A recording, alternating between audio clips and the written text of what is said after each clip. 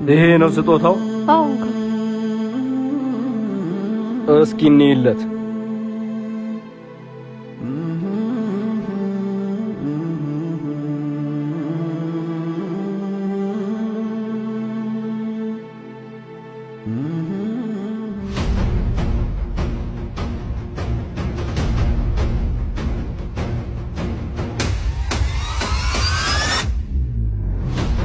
ምንድነው አንቺ?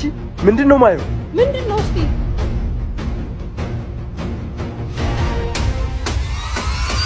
ምንድነው እየተፈጠረ ያለው?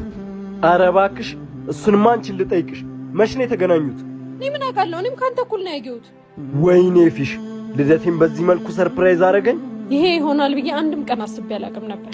ቆይ እንዴት ይሄ ሊሆን ቻለ? ያቺ አቧ አገናኝታቸው ይሆናል። ከሷ ውጪ ማንም ይሄን ሊያደርግ አይችልም። እራሷ ላይ ሞት ፈርዳ ከሆነ ታደርጓለች። በአስቸኳይ አጣርተሽ